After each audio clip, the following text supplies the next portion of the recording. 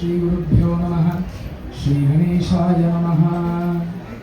शुद्धां ब्रह्मविचारसारपरमाम् आद्यां जगद्व्यापिनीं वीणापुस्तकधारिणीमभयदां जाड्यान्धकारापहां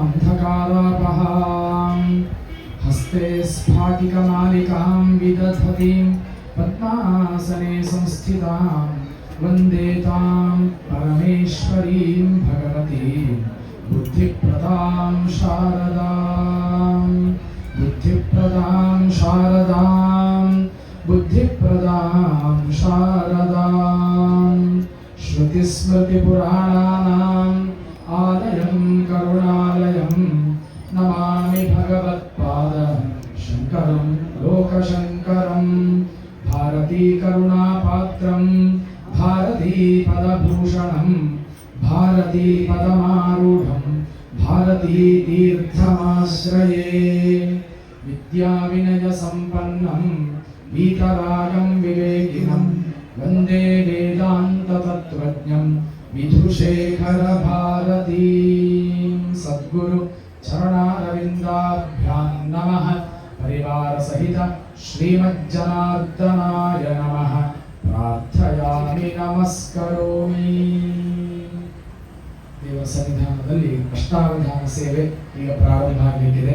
ಚತುರ್ವೇದಗಳು, ಅದೇ ರೀತಿಯಾಗಿ ಶಾಸ್ತ್ರ, ಪುರಾಣ, ಸಂಗೀತ, ಭಜನ, ವೀಣಾ ವಾದನ, ಕೊಳಲು ವಾದನ, ಶಂಖನಾದ, ನಾಟ್ಯ, ಅದೇ ರೀತಿಯಾಗಿ ವಾದ್ಯ ಸೇವೆ ಭಗವಂತನ ಸನ್ನಿಧಾನಕ್ಕೆ ಸಮರ್ಪಣೆ ಆಗಲಿಕ್ಕಿದೆ. ಪ್ರಾತಃ ಕಾಲದಿಂದ ಎಲ್ಲ ಭಕ್ತರು ನಾವು ಸೇರಿ ಲಕ್ಷಾರ್ಚನೆ, ನಾಮತ್ರಯ ಮಹಾಮಂತ್ರ ಹೋಮ, ಅದೇ ರೀತಿಯಾಗಿ ಪ್ರದಕ್ಷಿಣೆ, ನಮಸ್ಕಾರ ಮತ್ತೆ ಅನ್ನದಾನ ಎಲ್ಲದರಲ್ಲಿಯೂ ಕೂಡ ಪಾಲ್ಗೊಂಡಿದ್ದೇವೆ.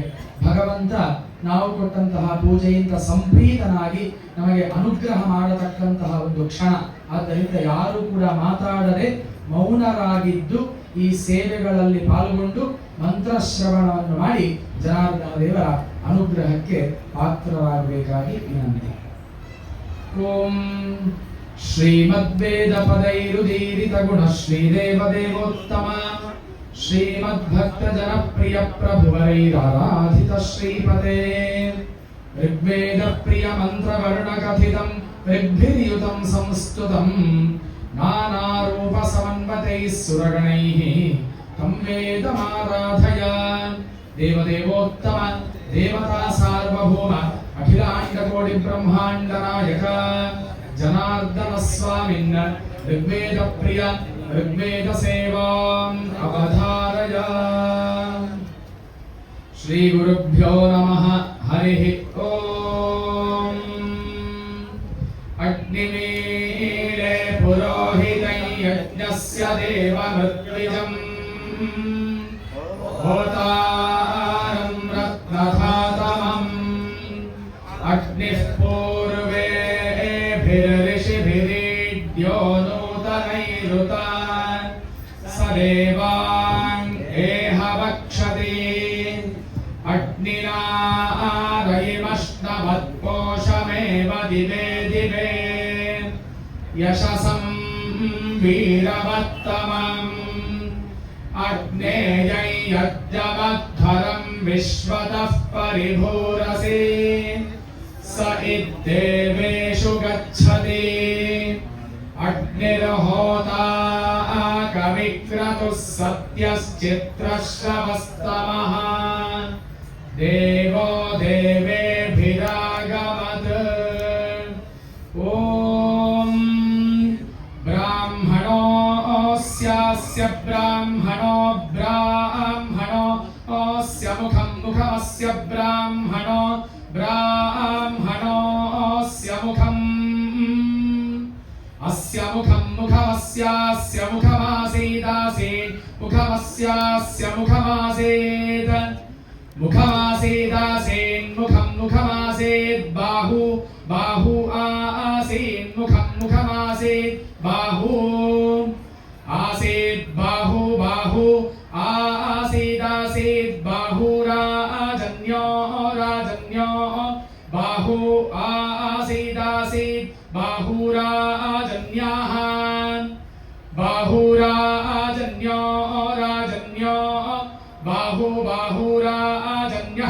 कृतो राजन्यो बाहु बाहुराजन्यः कृतः राजन्यः कृतो राजन्यो राजन्यः कृतः कृत इति कृतः ऊरु तत्तदूरु ऊरु तदस्यास्य तदूरु ऊरु तदस्य ऊरो इत्यूरो तदस्यास्य तत्तदस्य यद्यदस्य तत्तदस्य यत् अस्य यद्यदस्यास्य यद्वैश्यो वैश्यो यदस्यास्य यद्वैश्याः यद्वैश्यो वैश्यो यद्यद्वैश्यः पद्भ्यां वैश्यो यद्यद्वैश्यः पद्भ्यां वैश्यः पद्भ्यां वैश्यो वैश्यः पद्भ्यां शूद्रः पद्भ्यां वैश्यो वैश्यः पद्भ्यां शूद्रः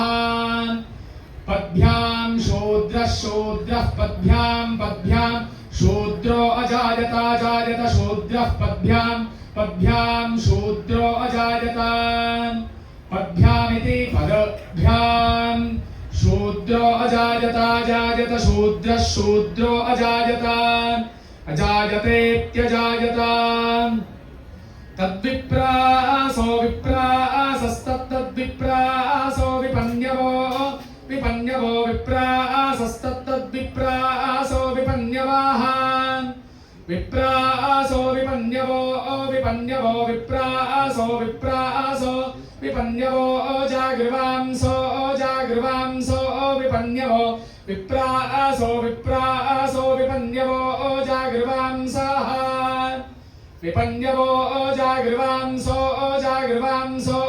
विपन्यवो जागृवांसः जागृवांसो विपन्यवो जागृवांसः जागृवांसः जागृवांसः इंधते जागृवांसो जागृवांसः समिन्धते जागृवांस इति जागृवांसः समिन्धते समिन्धते इंधत इति इंधते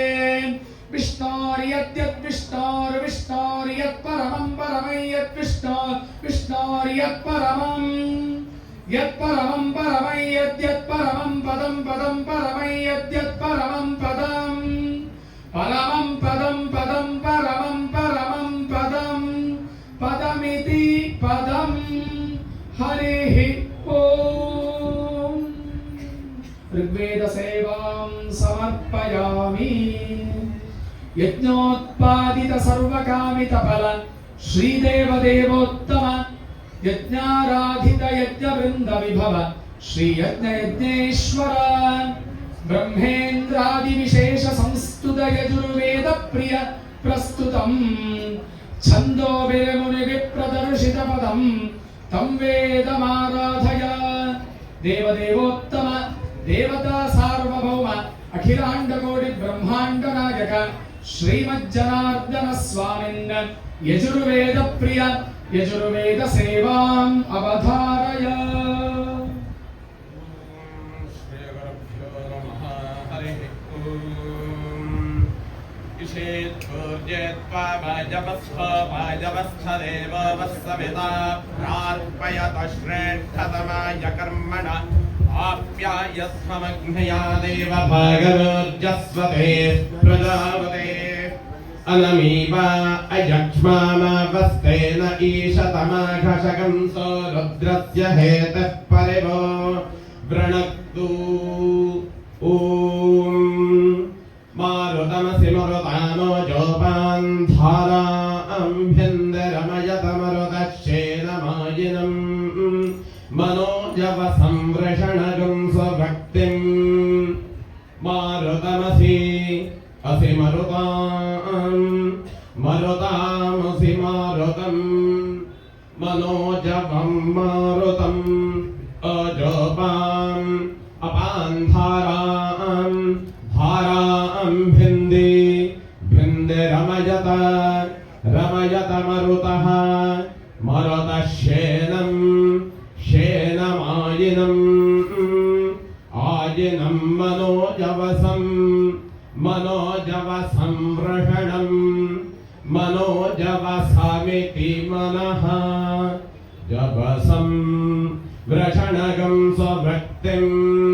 स्ववृत्तिमिति सुवृत्तिम् मारुतमसि असि मारुतम् मारुतमसि असि मरुताम् मरुतामसि मारुतम् मारुतमसि असि मरुताम् मरुतामोजः ओजो मरुतामसि मारुतम् मारुतमसि असि मरुताम् मरुतामोजः ओजोपाम् अपामोजो मरुतामसि मारुतम् मारुतमसि असि मरुताम् मरुतामोजः ओजोपाम् अपाम् धारामपामोजो मरुतामसि मारुतम् मारुतमसि असि मरुताम् मरुतामोजः ओजोपाम् अपाम् धाराम् भिन्दिधारामपामोजो मरुतामसि मारुतम् मारुतमसि असि मरुताम् मरुतामोजः ओजोपाम् अपाम् धाराम् भिन्दिरमयत भिन्दिधारामपामोजो मरुतामसि मारुतम् मारुतमसि असि मरुताम् मरुतामोजः ओजोपाम् अपाम् धाराम् भिन्दिरमयत मरुतो रमयत भिन्दिधारामपामोजो मरुतामसि मारुतम् मारुतमसि असि मरुताम् मरुतामोजः ओजोपाम् अपाम् धाराम् भिन्दिरमयत मरुतः शेनम् मरुतो रमयत भिन्दिधारामपामोजो मरुतामसि मारुतम् मारुतमसि असि मरुताम् मरुतामोजः ओजोपाम् अपाम् धाराम् भिन्दिरमयत मरुतः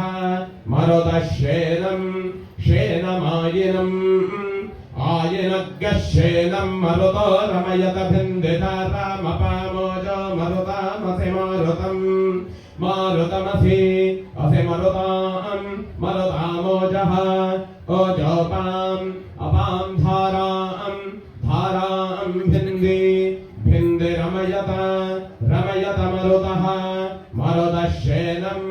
शेनमायिनम् आयिनम् मनोजवसमायिनग्गश्येनम् मरुतो रमयत भिन्दिधारामपामोजो मरुतामसि मारुतम् मारुतमसि मरुतामोजोपाम् धाराम् भिन्दिरमयत मरुतः शेनमायिनम् ॐ स्वस्ति यजुर्वेद सेवां समर्पयामि सामोद्गीत समस्त नाम विभव श्रीदेव देवोत्तम सामाराधित साम सन्नुत पद श्रीकाम काम प्रदान देवाराधित मंत्र तंत्र सहितं श्री सामवेद प्रिय सम्यग्राहित गाथयानुगतितं तं वेदमाराधय देवदेवोत्तम देवता सार्वभौम अखिलांड कोटि ब्रह्मांड नायक श्रीमज्जनार्दन स्वामिन् सामवेद प्रिय सामवेद सेवाम् अवधारय नमः सामवेदाय इदामे विष्णोः विचक्रामाये त्रैधानि दधायि पादां समूहो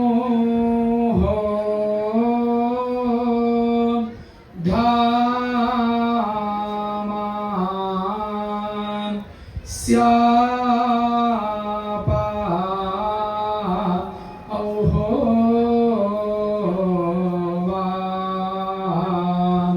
ये सुरे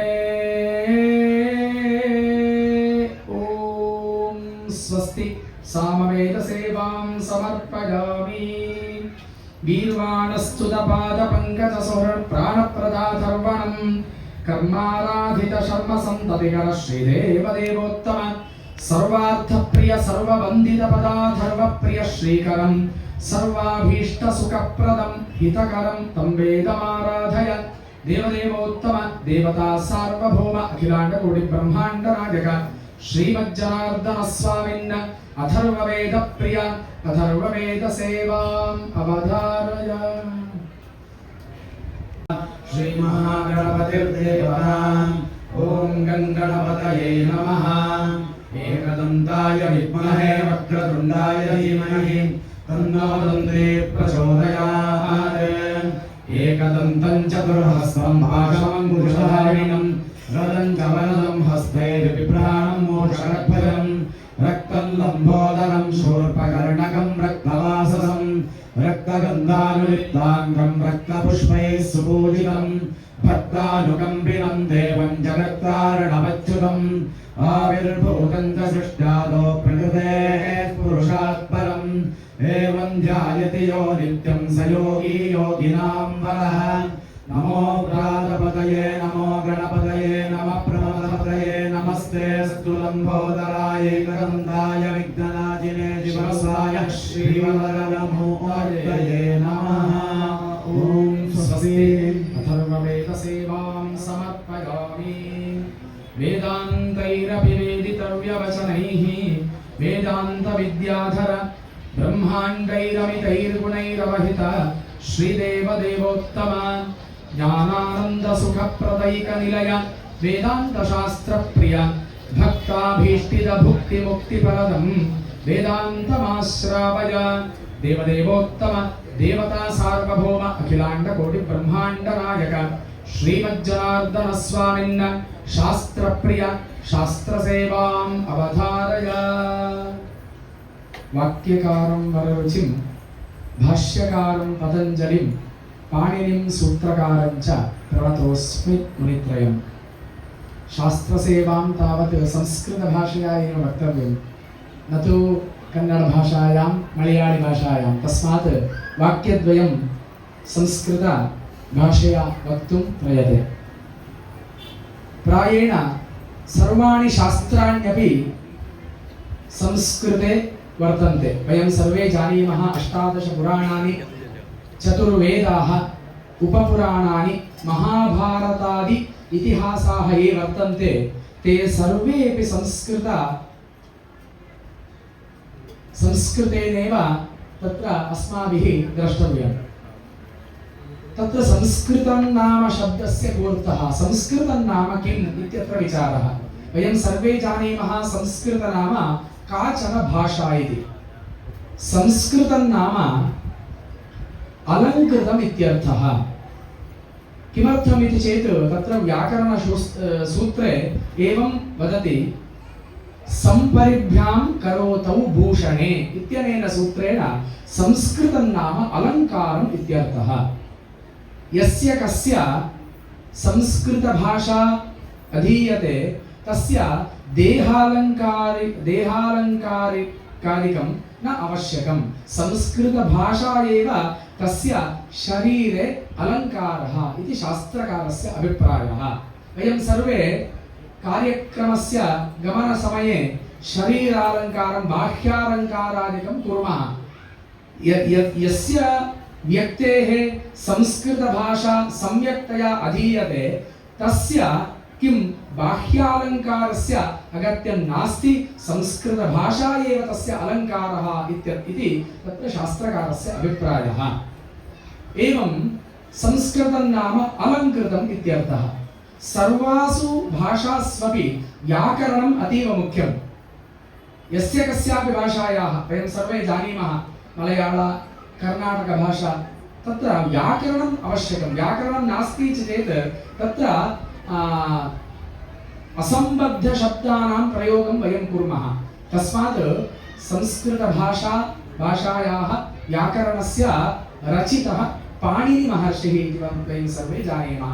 प्रणतोऽस्मि मुनित्रयं वाक्यकारं वररुचिं भाष्यकारं पतञ्जलिं पाणिनिं सूत्रकारं च प्रणतोऽस्मि मुनित्रयम् इति। तत्र व्याकरणं नाम किं? व्याकरणं नाम तत्र संस्कृतशब्दः। वयं सर्वेपि सर्वासु भाषास्वपि व्याकरणं इंग्लिश भाषायां तावत् ग्रामर् इति वयं वदामः। तत्र व्याकरणं नाम व्याक्रियन्ते शब्दाः व्युत्पाद्यन्ते इति व्याकरणम्। व्याकरणेन अत्र किमिति चेत् नूतनानां शब्दानाम् आविष्कारः न भवति, परन्तु शब्दाः ये वर्तन्ते तेषां शब्दानां साधुत्वविधायकं सूत्रं शास्त्रं व्याकरणशास्त्रम् इति वयं जानीमः। तस्मात् अथ शब्दानुशासनम् इति पतञ्जलिना महाभाष्यकारेण पतञ्जलिना महाभाष्यः प्रारभ्यते। अथ शब्दानुशासनम्, इदानीं शब्दानाम् अनुशासनम् अहं करोमि। केषां शब्दानाम् इति चेत् वैदिकाः लौकिकाः। किमर्थम् अथ शब्दस्य प्रयोगः कृतः इति चेत् अथ शब्दः तावत् मङ्गलार्थः। तस्मात् अथ शब्दानुशासनम्, अथ ब्रह्मानुशंसनम्, अथ धर्मं व्याख्यास्यामः इति सर्वेषां शास्त्राणामपि आदौ अथ शब्दप्रयोगः कृतः।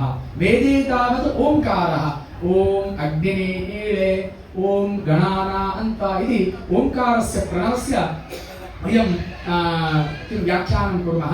शास्त्रेषु तावत् अथ शब्दः दृश्यते इत्युक्त्वा विरमामि। ॐ शम्।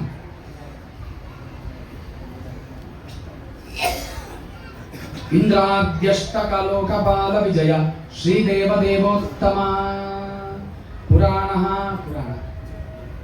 पुराणादय वेद्या ॐ पूर्वेषां कथया पुराणमिति ये जानन्ति जातं सदा भक्ता भागवतादिभाग्यतमिदं श्रीदेवदेवोत्तम लक्ष्मीनाथ तवाङ्घ्रिदर्शनकरं गोपालचूडामणे दिव्यज्ञान पुराण पूर्ण पुरुषैः आख्यातमाकर्णया देवदेवोत्तम देवता सार्वभौम ज्ञानकोटि ब्रह्मांड नायक पुराण प्रिय पुराण सेवाम् अवधारय। गुरुं गणपतिं दुर्गां भास्करं शिवमच्युतं ब्रह्माण्डं गिरिजां लक्ष्मीं वाणीं वन्दे विभूतये। गुरवे सर्वलोकानां भिषजे भवरोगिणां निधये सर्वविद्यानां दक्षिणामूर्तये नमः। व्यासाय विष्णुरूपाय व्यासरूपाय विष्णवे नमो वै ब्रह्मनिधये वादिष्ठाय नमो नमः। अचतुर्वदनो ब्रह्मा द्विबाहुरपरो हरिः आभारलोचनः शम्भुः भगवान् बादरायणः। मूकं करोति वाचालं पङ्गुं लङ्घयते गिरिं यत्कृपातमहं वन्दे परमानन्दमाधवं। व्यासं वसिष्ठनप्तारं शक्तैः पौत्रमकल्मषं पराशरात्मजं वन्दे शुकदातं तपोनिधिं। योऽन्तः प्रविश्य मनवाचमिमां प्रसुप्तां सञ्जीवयन्त्यखिलशक्तिधरस्वधाम्ना अन्यांश हस्तचरणश्रवणत्वगादीन् प्राणान् नमो भगवते पुरुषाय तुभ्यम्। स्वस्ति प्रजाभ्यः परिपालयन्तां न्यायेन मार्गेण महीं महिषाः। गोब्राह्मणेभ्यः शुभमस्तु नित्यम् लोकाः समस्ताः सुखिनो भवन्तु। काले वर्जतु पर्जन्यः पृथिवी सस्यशालिनी देशोऽयं क्षोभरहितः ब्राह्मणाः सन्तु निर्भयाः। अपौत्राः पुत्रिणः सन्तु पुत्रिणः सन्तु पौत्रिणः अधनाः सधनाः सन्तु जीवन्तु शरदां शतम्। सपरिवार लक्ष्मी जनार्दन देवस्थानंतु पुरुषोत्तम मास ये संवत्सरांतु ज्येष्ठ मास अधिक जाऊन आयला पाडवे तकनो अमावास्य पर्यंत आम्ही एक महिनो म्हणून सांगताची तिंतु पायी अमास प्रातः कालांतू ते 10 गंटेक अमास संपूर्ण जाता त्याच्यानंतर संक्रांती येता तक्का ते अधिक मासा म्हणून एक पुराणांतू शास्त्रांतू सांगितलेसा ते एक अधिक मासांतू आम्ही कसल करका दानम जपो हुतम स्नानम व्रतम देवस्य पूजनम अधिके मासी कुर्बाणो अक्षयम फलमश्नुते म्हणून नारद पुराणांतू सांगितले एक वचन आम्ही अधिक मासांतू दान करका जप करका तप करका हवन करका तीर्थ स्नान करका तीर्थ क्षेत्राचे दर्शन करका हे पूरा करताना आम्ही केलेले पाप कसलस की ते पूरा पाप दूर जाता आम्ही एक पुण्य संपादन करचेक हे एक 30 दिवसाचे अधिक मास आमका मिळलेला असा तंतु आजी विशेष जावन अच्युतानंद गोविंद म्हणून एक तुम्ही नामत्रय जप केला हे जप 3 वर्षापूर्वी एक अधिक मास आयला तंतु तुम्ही संकल्प केला अंतु औंदो हे पराभव संवत्सरांतू आयले अधिक मासांतू तुमच्या खर्चाक एक भाग्य क्षेत्रात नाथ जाल्लो तो जनार्दनान दिला तशीच आजी लक्षार्चना आर्ता विषण्णा शिथिराश्च भीताः घोरेषु च व्याधिषु वर्तमाना संकीर्त्य नारायण शब्दमात्रं विमुक्त दुःखा सुखिनो भवन्तु नारायण म्हणून आम्ही भक्तींतू आर्तनादांतू भक्ती श्रद्धे आणि एकाग्रतांतू क्षेत्रांतू केदना आम्ही नारायण नारायण म्हणून सांगतात की तेदना आमका आयिल्ले ना येवचे आध्यात्मिक जावनु आदि भौतिक जावनु आदि दैविक जावनु आमका तापत्रय येते आसा ते संदर्भांतूनय नित्य जीवनांतू आमका यत्ना देवस्थानाक नित्य आम्ही येवका अन्य क्षेत्रे कृतं पापम पुण्यक्षेत्रे विनश्यति पुण्यक्षेत्रे कृतं पापम वज्रलेपो न भविष्यति अन्य क्षेत्र काही काही आम्ही वक्तुनु पाप कर्म करता आणि आम्ही तीर्थ क्षेत्राक वता कसल्याक अन्य क्षेत्रे कृतं पापम पुण्यक्षेत्राक वचून काही काही केलेले पाप पूरा आम्ही निवृत्ती करून येता तशीच पुण्यक्षेत्रे कृतं पापम आम्ही देवस्थानांत वच्चे कसल्या ते देवाक पळावका देवस्थान आणि आमगेले शरीर पळया तुम्ही कशी असा म्हणू देवस्थानाचे पादा तकुनो देवस्थानाचे शिखर आणि आम्ही हंगा रब्बुनो पळया तुम्ही देवस्थानाचे शिखर कशी असा तशीच आमगेले शिखर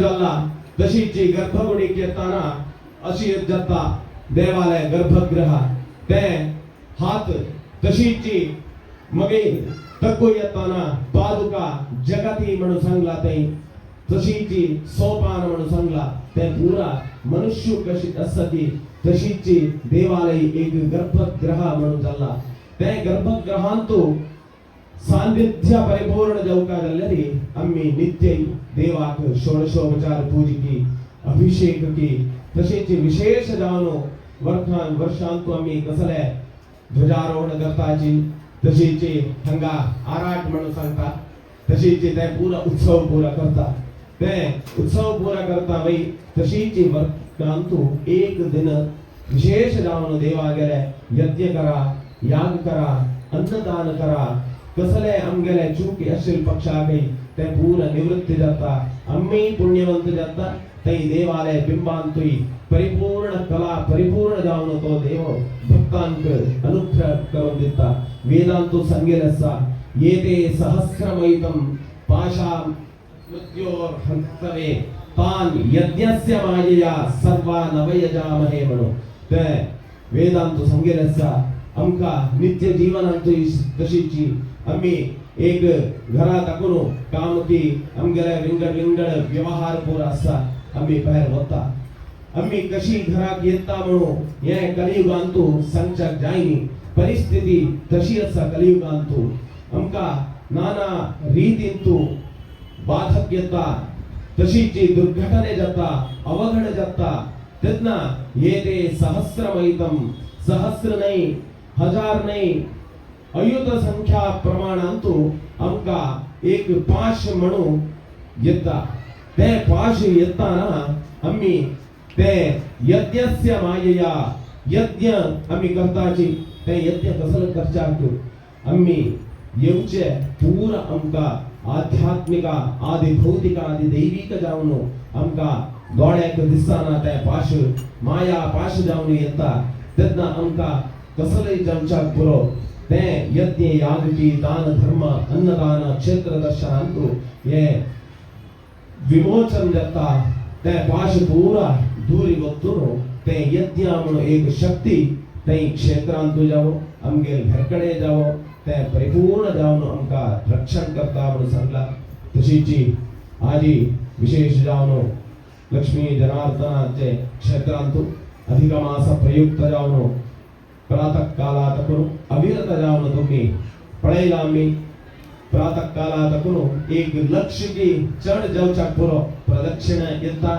साष्टांग नमस्कार करता आमगेले इडी शरीर क्षेत्राक स्पर्शन जाताना आमगेले देहांत तशिले कल्मश की पाप की ते पूरा क्षेत्राक वता आम्ही पुण्यवंत जाता तसं त्या प्रदक्षिणा पूर्वक जावन तुम्ही भक्तित्व ते सेव केलेलं असा तशीची लक्षार्चनाच्या एक शुभ संदर्भांतू दोन वाक्य हांव सांगेल असा हे वाक्यांतू चढ उणे अशिल पक्षाकय ते पूरा जनार्दन स्वामीन हांव दिल्लेले हे दोन वाक्य चरणारविंदांतू समर्पण करता तशीची आमगेले सर्व वैश्य समाजाकय आयुरारोग्यादि सकल सौभाग्य जीवन करचे म्हणजे तशीची पूरा उत्तम जाल्लेले एक योग्यते तशीची घरा भितरी सुख शांती नेಮ್ಮದಿ कोणाक मंगल काम पूरा बाकी असकी कन्यांक वर प्राप्त जावका वरांक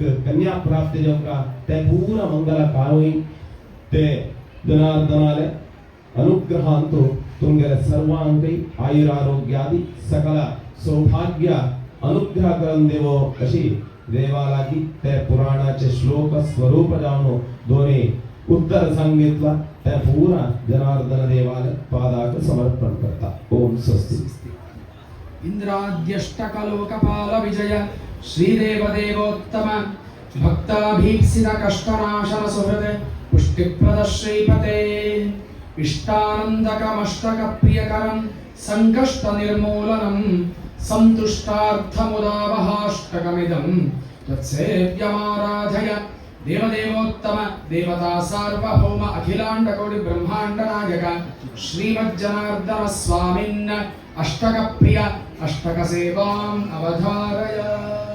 गुरुभ्यो नमः हरि ओम्। अच्युतं केशवं रामनारायणं कृष्णदामोदरं वासुदेवं हरिं श्रीधरं माधवं गोपिकावल्लभं जानकीनायकं रामचन्द्रं भजे।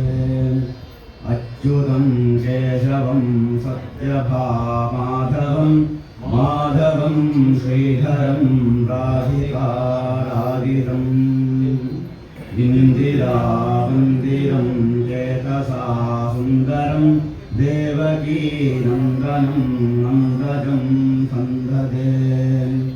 विष्णवे विष्णवे शङ्खिनी चक्रिणी रुक्मिणी रागिणी जानकी जानये।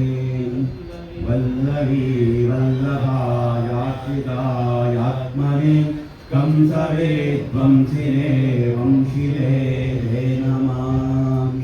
कृष्ण गोविन्द हे राम नारायण श्रीपदे वासुदेवाच्युता श्रीनिधे। अच्युता हे माधवा रोक्षज द्वारका नायका द्रौपदी रक्षका राक्षस क्षोभितः सीतया शोभित दण्डकारण्यभूपुण्यताराजन् लक्ष्मणोन्मान्वितो वानरैः सेवितो अगत्य सम्पूजितो राघव पातु माम् धेनुकारिष्टको कृष्णकृष्णिनान् केशिका हंसहृद्वंशिका आनतान् पूतना गोपकः सूरजा खेलनो बालगोपालक पातु मां सर्वदा विद्युदोद्योत्वरस्वरं सदं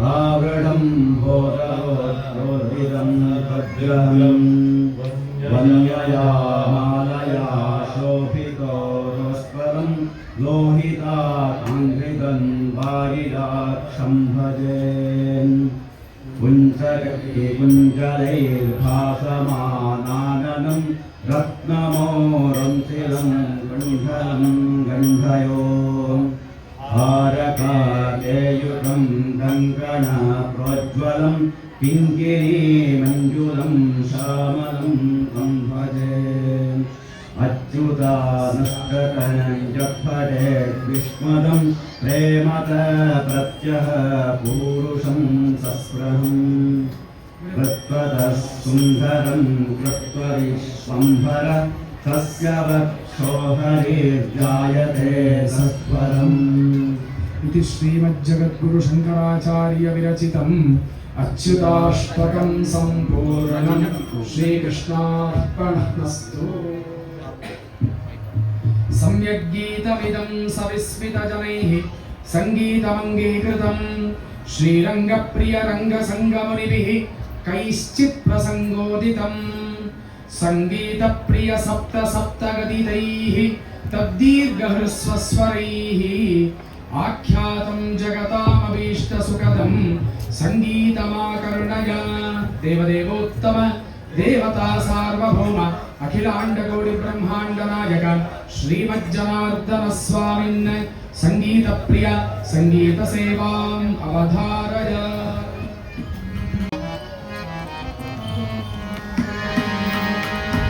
गोपालक पाहि मां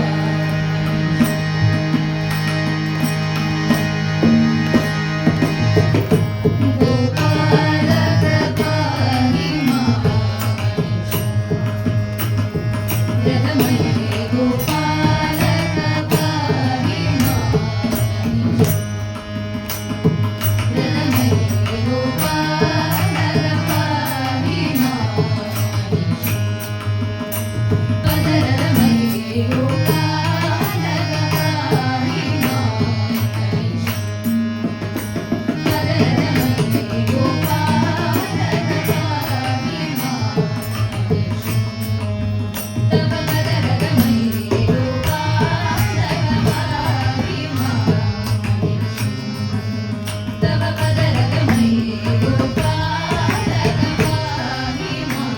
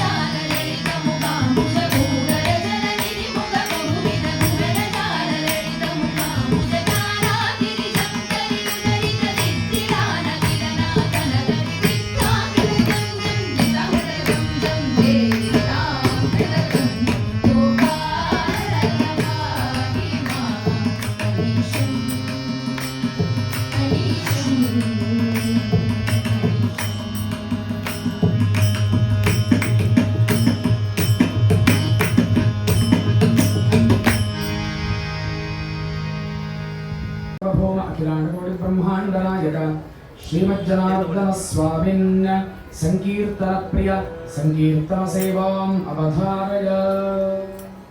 लक्ष्मीपते वेङ्कटेशा स्वामी लक्ष्मीपते वेङ्कटेशा वेङ्कटनायक मरदग शोभित वेङ्कटनायक मरदग शोभित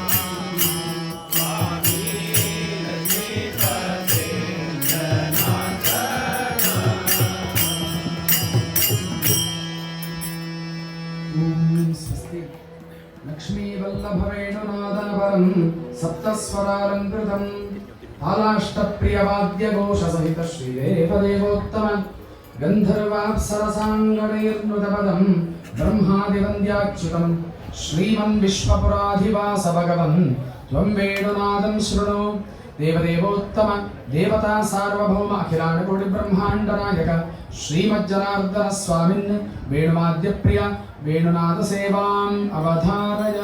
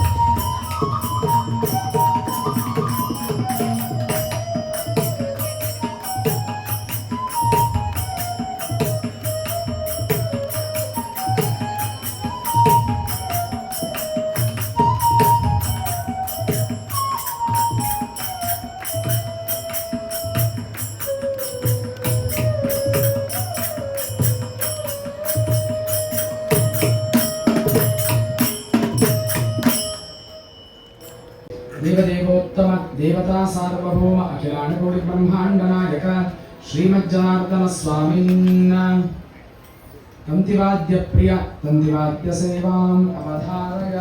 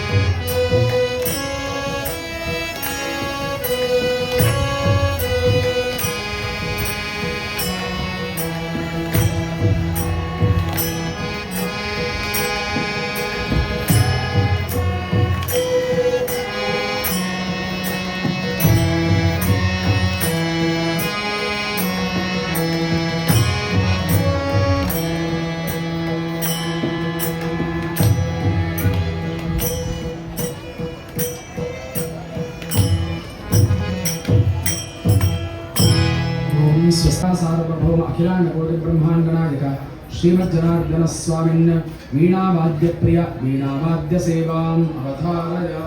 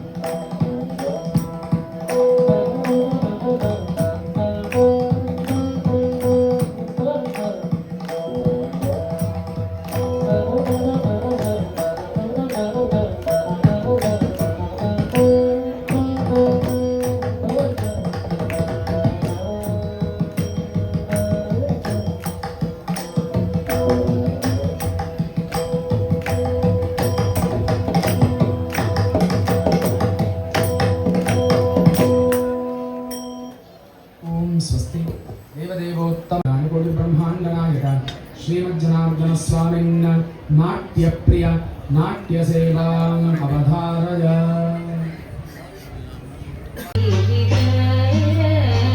गोविंद गोवर्धन गिरिधर गोविंद गोकुल बालक परमानंद गोवर्धन गिरिधर गोविंद गोकुल बालक परमानंद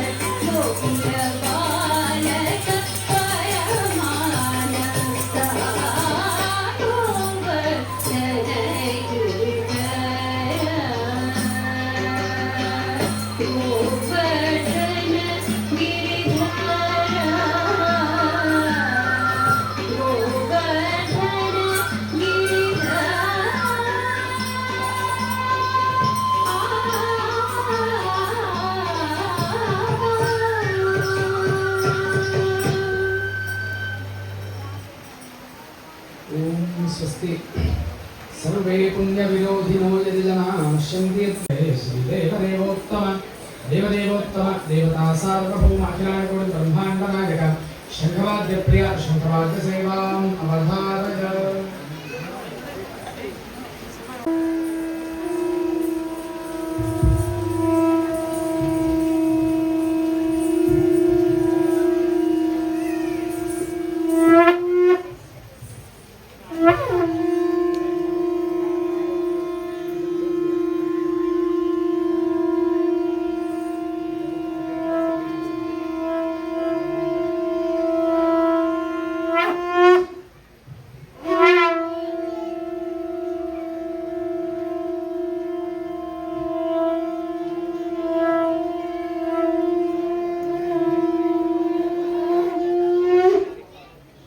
स्वस्ति गोविन्दाच्युतमाधवा किलपते गोवर्धनोद्धारक मायामोहितमोर्जितप्रियं श्रीराजराजेश्वर शत्रुन्वंसन पाहि पाहि शरणं प्राप्तं वसन्तं सदा कामं कामय कामितार्थवरदं श्रीकान्तसन्तोषय देवदेवोत्तम देवता सार्वभौम अखिलाण्डकोटि ब्रह्माण्डनायक मौलिवाद्यप्रिय मौलिवाद्यसेवाम् अवधारय।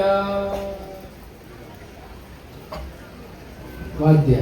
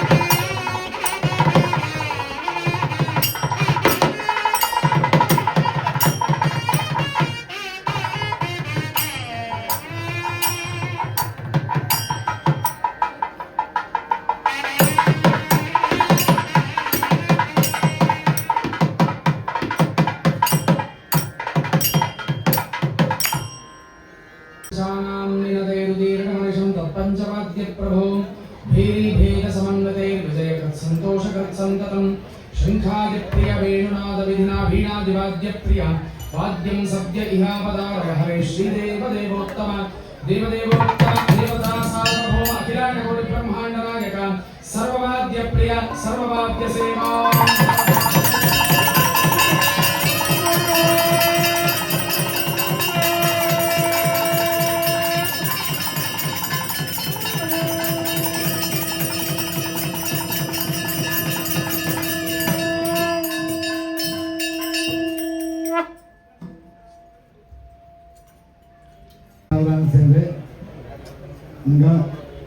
भजन कृषि वीणा वेणु वाद्य तंत्रवाद्य मृदंग सेवा नारद सेवा सगळे सर्व समाज बांधवांक आता एक सन्मान करताई म्हणायला देवस्थ अधिकारिಗಳು तिथे शाळ करताई थोडे अष्टावधान सेवा केलेले तिथे उगे होका आणि मंत्राक्षर जायनो देवाक भितरवनु आमका अभिषेक आसा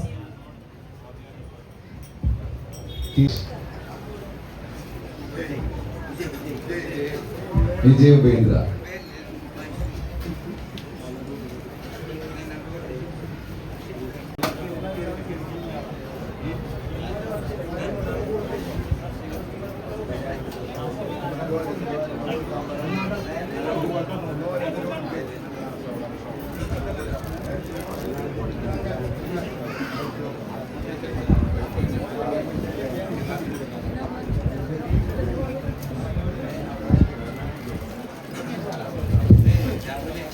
വീണ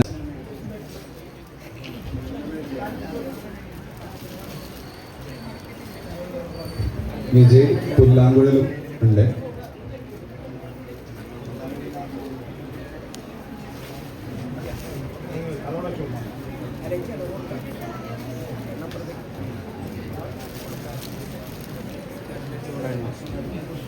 തേജൻ അമേയ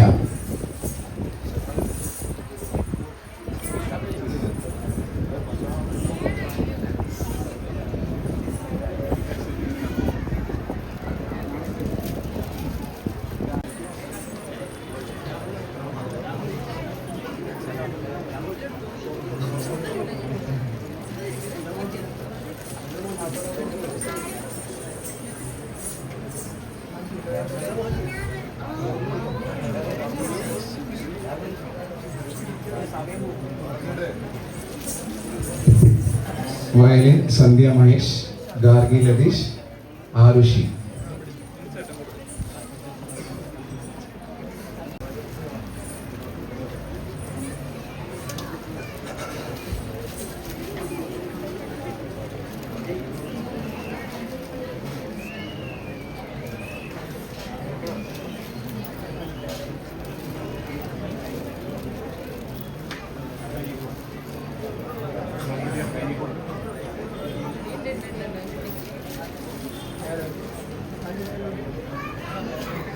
ഭജൻ പ്രശാന്ത് ബാബു.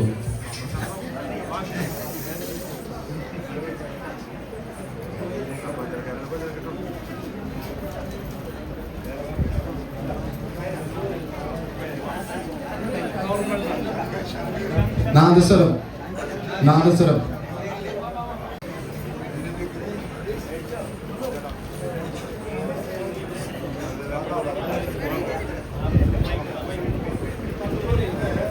ശങ്കർ, ഹരീഷ് റാവു, രാജേഷ്.